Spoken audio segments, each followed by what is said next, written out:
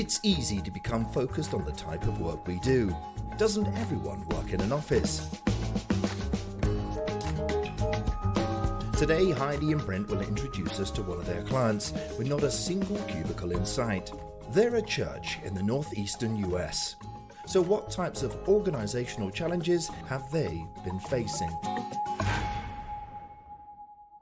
Hi Heidi and hi Brent. Hello, hello. Hello again. How are you both doing? Doing good. Yeah. Excellent. So tell me, a 200-year-old church and Madison Avenue. Are we seeing similarities here? I can't for a moment imagine there is.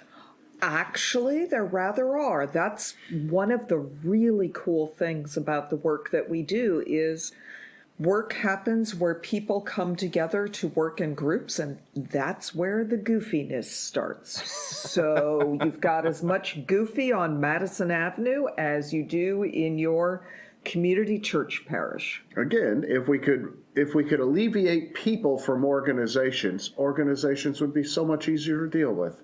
Except there are people, and that's why we're here. Yeah, our lives would be so much easier if it weren't for clients. Yeah. Except for you guys, you're brilliant.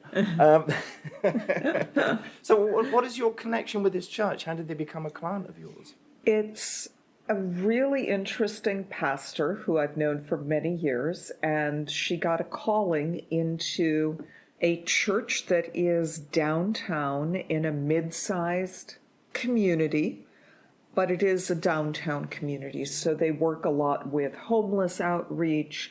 They do occasionally have problems with people wandering into the church who have mental illness challenges.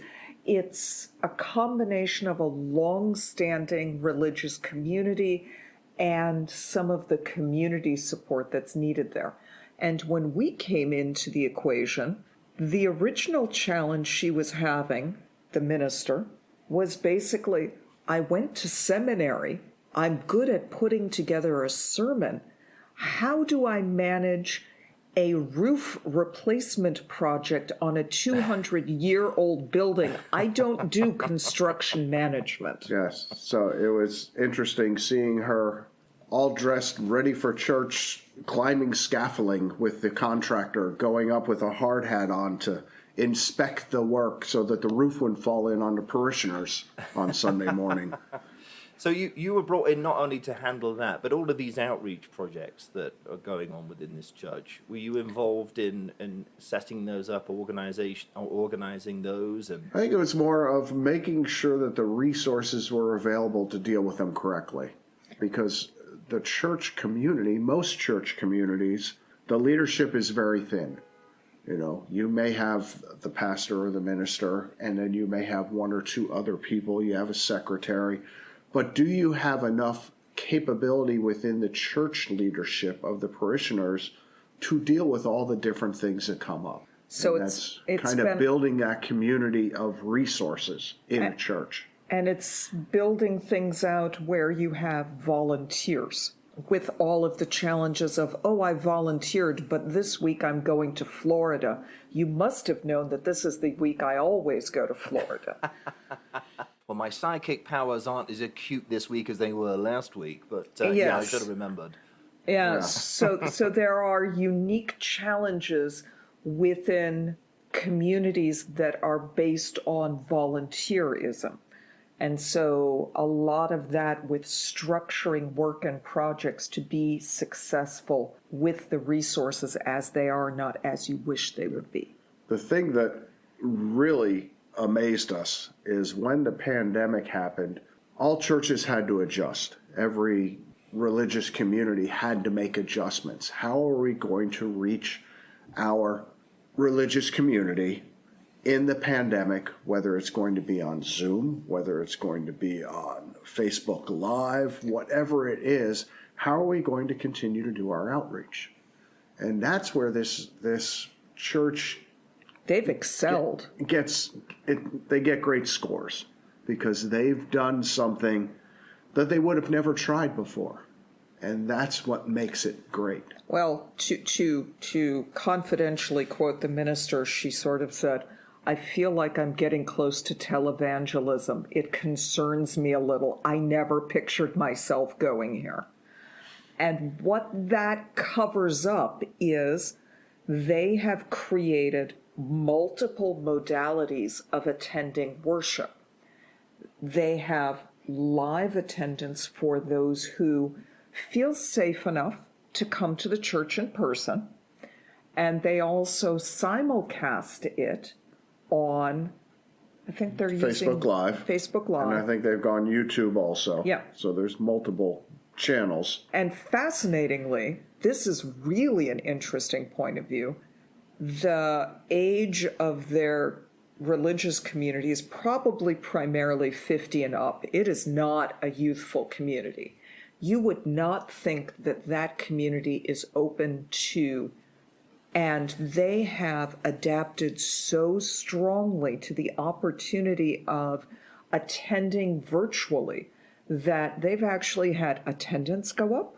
They've had donations go up. We're 2 states away and we can attend church. Yeah. Which is... There was recently an ice storm there, and it's fascinating.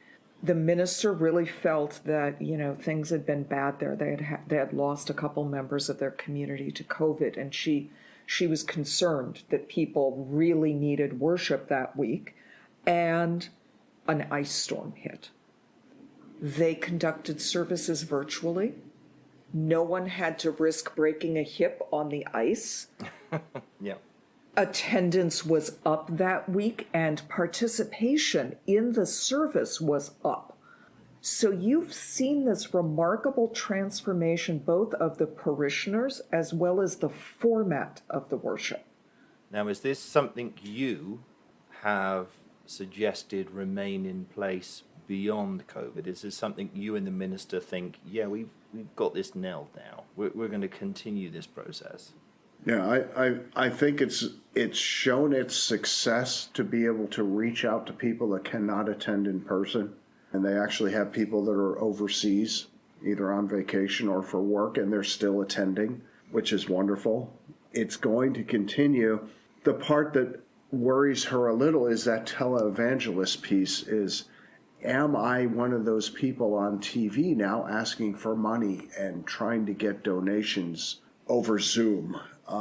And that makes her a bit uncomfortable. Yeah, I'm sure. I mean, coming from the UK, where the vicar of a small parish will have a rusty old Morris Minor sitting out in the parking lot, to the US, where it's mega churches and huge AV systems, and it's all razzmatazz, and the pastor has their own private plane. I get the sense that religion over here is like everything else. It's a business. It's a money-making exercise. So I can understand the concerns, but I mean, really, it isn't that. It all comes down to the pastor, doesn't it? Just because the medium's the same, it doesn't mean the content has to be the same. And what I'm finding fascinating about looking at where they're at is this observational point is really them midstream in this tsunami of change that we're in the middle of, because they had to react to the pandemic.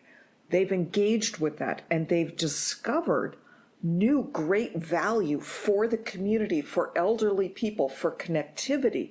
So they've gained something out of it they never expected to find.